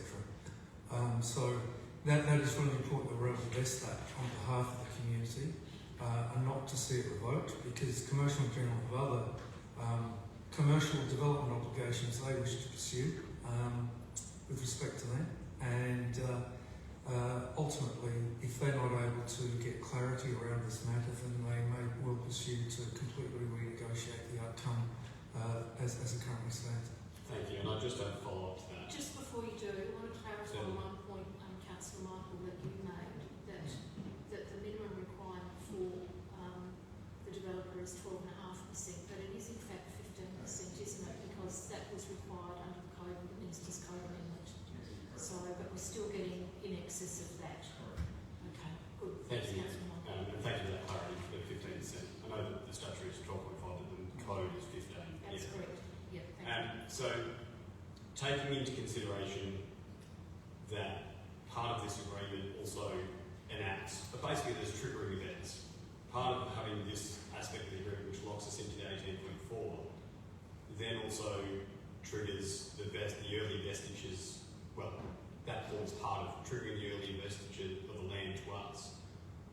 By not having this there, and depending on the outcome of the consultation and what Council's will is at the point of June, it may well be the case that by 2026 we've lost all of our capability to potentially bargain with Commercial General on how much open space we get, knowing that they're just going to fall back to the 15%. Is that the operational strategic position we would find ourselves in the circumstances as I just explained? Through you, mate. Yes, correct. Excuse me. With the proposed vesting of the oval, we have also negotiated with both Commercial and General and the SANFL that subject to the licence being approved, the vesting will be brought forward from 26 to 24, which addresses the earlier legal issue that was raised in regards to the later vesting date. So that obviates that particular legal avenue. If Council was not to agree to it, then the potential is that CNG could seek to reduce that open space commitment, and therefore Council would be essentially obliged to just take the 15%. If Commercial and General do really feel commercially that their interests are not being met, that they could seek to negotiate with the state government to actually make a financial contribution in lieu of that open space contribution, which would be the very last option that Council would like to see, obviously. And would I be right in suggesting what Clause 7 effectively represents from the Council's point of view is the Council utilising its positioning, its negotiating positioning in all of this to secure the best possible open space agreement against all of the different types of flow-on consequences that may exist. And I appreciate the Council has looked at the administration's looked into this. That has been my reading of what this clause exists for. Would that be correct in saying it is there for us in order to, against all of the cascading consequences, secure the best possible outcome for open space? That is correct. Thank you. And one last question. I'm sorry I'm labouring on this point, but with that open space that has been suggested around the outskirts, is it the case that if we don't secure that extra from 15%, that extra 4.5 or 6% or whatever it was, it could be up to Commercial and General as to how they would use that space, depending on where they want to use it. It's not really anything we can negotiate with them. If we like a pocket of land, we couldn't say, oh, please don't do that. We don't have a say in that, do we? No, all that Commercial and General are obliged to provide is the 15%, and in their view, every square metre has a commercial value to them as profit return against their original investment in purchasing the land. So part of the tension in our negotiations with Commercial and General has been to create that 6 metre buffer, because from Commercial and General's perspective, that is valuable development land. They would like to have seen, and our discussions did entail, then building apartment buildings right up against the boundary of the oval, in which case there had been no buffer, and a number of conflicting issues in regards to residential development right hard up against the oval boundary itself. So that's what the buffer essentially creates, is that distance, as well as valuable land in which to accommodate other types of residential, recreational, passive recreation type uses. Yeah, that's great. Thank you, Bruce. No, any more questions? Thank you. Okay, good on you. Okay, Councillor Nicholas. Yeah, question for the staff through the mayor. Thanks for those clarifying comments, Bruce. That was really good context actually in terms of the open space. Just to be really clear, so basically, if we go ahead with the open space agreement, that's 18.24% open space predicated on having an oval. So that is definitely 100% with an oval, 18.24%. Or if we said no, we're not doing that, and we went,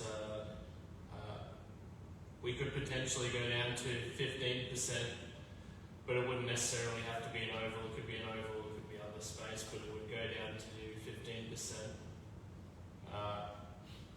Is that correct?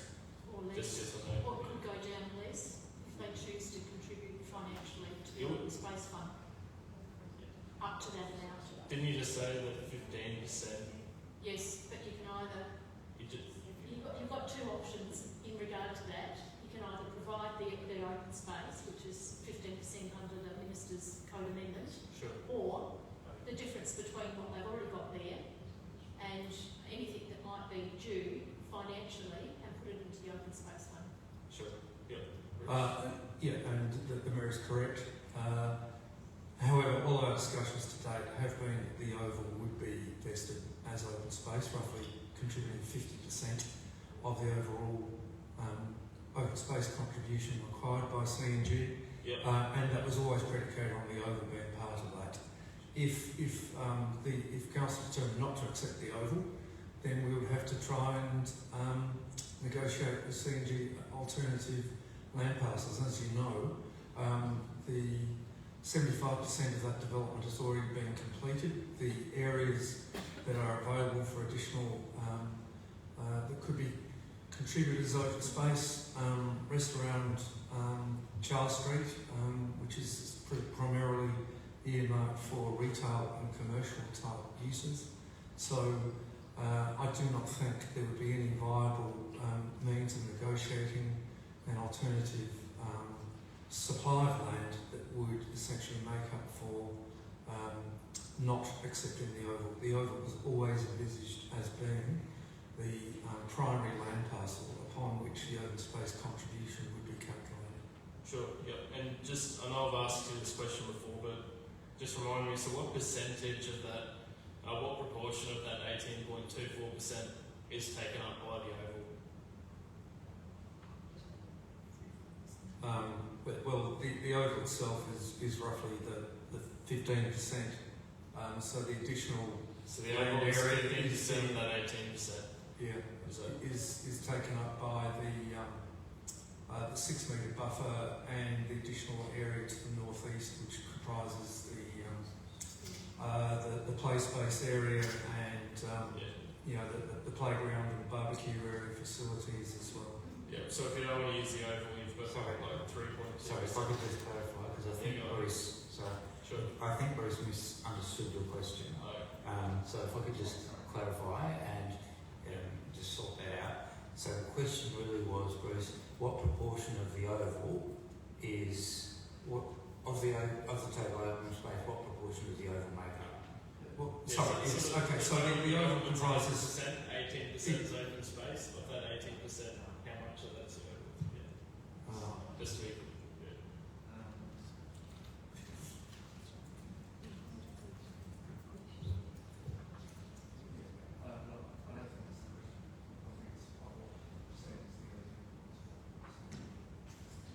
Look, I'll have to take that on notice. I'm afraid I don't have that exact calculation before me.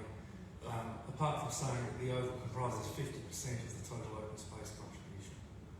So the oval is about half of the 18%.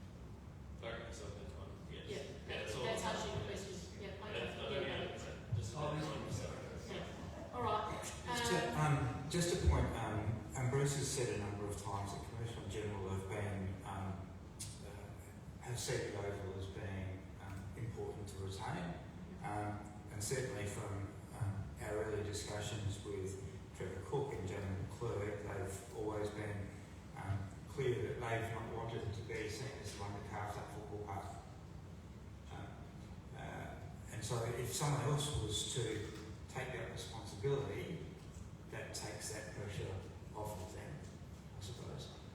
And that is very much I suppose, a moral / emotional kind of understanding that Jamie McClure, essentially the owner of Commercial in General, has always understood that he said, well, the oval has got to be preserved as an oval because he never wanted to be the one to carve up as a developer. You could see the consequences for them as a company if they were the ones that took that step, and so they've always preserved that, and that's fed into certainly the various plans that have been legislated that Bruce has spoken to, and their commitment to retaining the oval. Any other questions, Councillor Nick? No, that's all, thank you. Okay, Councillor Sandfield. Yeah, thanks, Mayor. I'm seeking clarification from the staff through you, Mayor.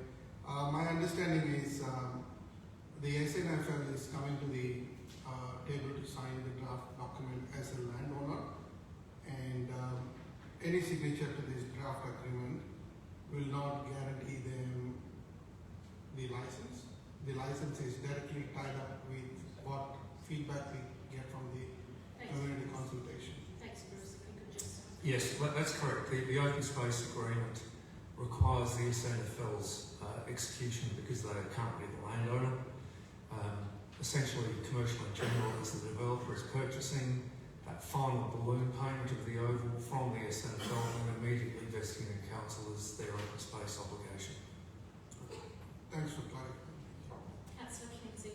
Yes, thank you, Mayor. I just had a question for staff through yourself. Just to be clear, Bruce, the 18.24% is largely the buffer. So would it be fair to argue that if the oval isn't used for SNFL, that the buffer wouldn't be required? Through you, Mayor. No, we always believed that irrespective of whether it was SNFL or Crows, or indeed in the early days, it was discussed about having soccer facilities being in place there. We always believed that there would be some requirement for a buffer around that oval to allow alternative recreational and passive recreation uses around the oval while formal training or sporting activities were in place, and that buffer would allow for the range of other community facilities such as a shelter, barbecue, playground facilities, etc. So we were always striving to try and gain the buffer to allow for those uses, irrespective of whether it was Sandford or the Crows or some other formal sporting club being in place. Okay, thank you. And I just have a follow-up question. So really there's nothing stopping this agreement taking place after the item comes to council to vote on, because it would be fair to say that we are holding the cards at the moment. There's not an urgency within this current motion to have this particular 0.7 included. Mayor, as I said before, it's important to distinguish between the oval as open space being vested as part of a statutory requirement for Commercial in General as the developer to vest in council. There is a pressing requirement for that issue to be resolved so that Commercial in General then are aware of what remaining land parcels they have to develop. And as I've articulated, we have sought to negotiate not just the oval but also the additional buffer space to allow for those range of other uses. If that open space agreement is not, has previously been endorsed by council, which gives us confidence then and Commercial in General confidence around that open space configuration and allocation to council. If that is repealed by council, then it essentially leaves open to interpretation the exact area for land parcels to be constructed by commercial in general, as residential commercial land uses, and indeed could see a smaller land area ultimately being vested in council than currently has been negotiated. It has nothing to do directly with the proposed licence to the SANFL. It's just that the various threads in regards to the SANFL, crows and the vesting open space all come together at the same time, but certainly the vesting of the open space is really important for that development and for the residents currently residing in the West Development, as well as more broadly. It's really important that oval is vested as open space, irrespective of what council ultimately determines to do with the licence itself. Sure, I appreciate that, but isn't it also possible that we could make that very strong contingence, vesting the licence, contingent on vesting that, having that 18.24% in the next motion when it does come back to council? Well, I guess my response is council has already adopted that open space agreement. It is suitable for execution. It does allow us to have a greater amount of open space given the 18.24% as opposed to the 15%. And it gives us, therefore, confidence to be able to proceed in those negotiations with commercial in general regarding the completion of the rest of its development. Not to do so now, to repeal that previous decision, would just create more confusion. Councillor Michael. I'll just be quick and just... Is that a question? Yes. Thank you. Actually, I'll withdraw. All right. Councillor Peter. Well, after listening to the arguments, especially by Councillor Michael, and listening to the clarity given by the staff, I believe we should stick with the decision that we made at the last meeting, which was a good compromise. It was a balanced decision. Otherwise, if we keep going forwards and backwards, we are creating more confusion. So tonight, I will not be voting in favour of the proposed motion. I will be voting against it. All right. Any other questions on this? Councillor Kenzie. I'd just like to enter the debate, Madam Mayor. When the original motion came to council, I did have concerns about the content and the intent of some of the points within the motion, and Councillor Kelly's motion tonight does go a long way to alleviating some of these concerns for me. Items 3.1 and 3.2, in my view, were not appropriate for inclusion in the motion itself, but they should have been contained just in the report. Comparing open space in the West Development and generalising with other areas in Chester is like comparing apples with oranges. So I'm fully supportive of this narrative to be removed from the motion. I did have a problem with points 7 and 8 being included and flagged this in my debate on the night. I do personally find these points a bit premature, and they should form a part of future recommendations, which I believe should reflect the results of the outcome of the endorsed public consultation.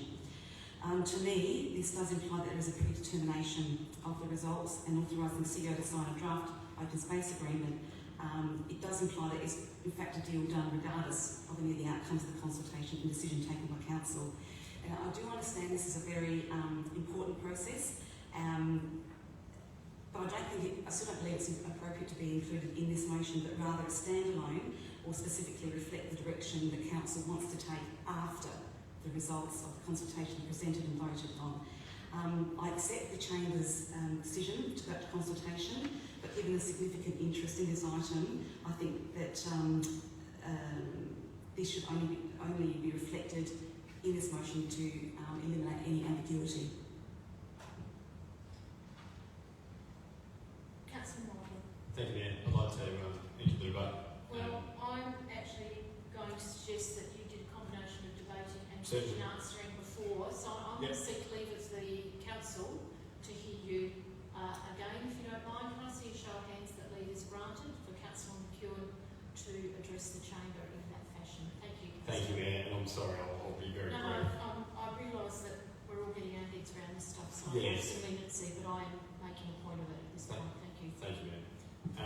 just quickly, I'm not going to be in support of this. I take the points and what the motion is trying to achieve, and I understand the concerns. Generally speaking, and I, from various different points of view, agree with those concerns. But in terms of what we're looking at here, I don't think this is a matter where we want to be playing chicken and egg with this kind of circumstance where we may put at risk the community's capability to get more open space. What I'm hearing from staff and from the staff that have been involved in this far more than I or any of us have been, is the unknown quantity of what commercial in general are able to do is a huge concern to me. The fact that they only need to provide us with 15%, where we need to acknowledge that where we do have a circumstance where they're prepared to give us more, that may be the best outcome that we might be able to achieve in terms of the open space, and far better than if we don't go through with the execution of the open space agreement, which I do note is completely separate. By the time we get consultation come back, we may be left with 15% and we've lost out on that opportunity. That seems like a real risk to me at this point in time. The operation of point 7, more than the others in this motion, is critical, in my view, to be able to execute the best community outcome that we can in the circumstances where, if it goes ahead, we do grant the licence, then we have that security of that open space of 18.24%. Whether or not that's the will of the council when we go the other way and we decide to not grant the licence at all, there's plenty of other debates that we're going to have around that and what that looks like. So we need to be able to be honest with ourselves about what this actually means, and hedging the community's ability to have more open space than not, when we weight what evidence we have and what we've had before us. I just don't think that is worth doing at this point in time, and I would be in support of keeping the motion as it was when we passed it. And I appreciate how much debate we've had over this as well, so I appreciate the council's views. So I'll just sign off on that, and I appreciate the extra time there to allow me to the debate. Thank you. Well, thank the Chamber for that. Councillor Tom. Yes, thank you, Mayor. I also concur with Councillor Michael. This matter was brought up at the last meeting, and the Chamber was divided in relation to it very closely. I'd like to say that the motion that was carried was factual. All the information was factual in those reports. It is important that the 18.4% is thrown into the mix when we're going forward, rather than taking it out. So I won't go too much on it, but I know when this item actually does come up for decisions, that there's going to be a really long debate. So there's going to be about that. Information is coming in thick and fast from all areas of the community, outside the area, within the area. So I'd ask, rather than to try and stifle this now and to keep it relatively clean, that everyone does not support this motion that we've got before us now. So we can move on. Right. Any other debate on this? Because Councillor Kelly, you've got the option to close it. Yes, thank you. When I did say I was moving that item as printed, I also said, and my notes to be included. That hasn't. But I'm willing to note it in the motion. I did say it. Maybe we could rewind the video and double check, but I did include that as well. Okay, no worries. Do you need to check with Councillor Nicholas to see if that's okay with you? Well, I'm pretty sure Councillor Nicholas wouldn't have an objection to it. So just in regards to a couple of things that have been said, the open space agreement, nobody's asking for that to come back after consultation. That can come back next week if you're ready, if there is a open space agreement ready, being negotiated and dealt with, as Paul said, that it just means he wouldn't sign off on it at the time. It would come back to the council with the actual what it was going to look like open space agreement before he actually signed off on it. So I would assume that he's been negotiating for a very long time, and that's just a normal sort of process in some regards. The oval space has been, and in many emails that I do have with questions that Bruce has answered in the past, the oval has been designated that open space, and as we heard, that nobody actually wants to be seen to be carving that up, and I can't see that we want to do that either. But that makes up the 15% open space. The extra 3% is a running track around the outside that I've had many a comment about in regards to it being a running track, and then we've just heard as well that maybe it can have trees, a barbecue, seating, etc. But it's in that 6 metre space. It might be a little bit hard to fit all of those things in.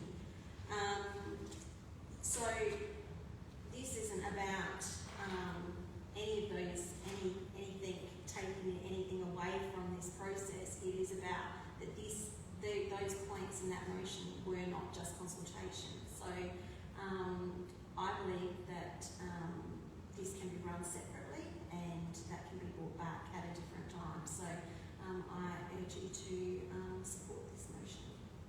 Okay, we have a mover and we have a seconder. The debate's been closed, and I put the motion to the vote. All those in favour?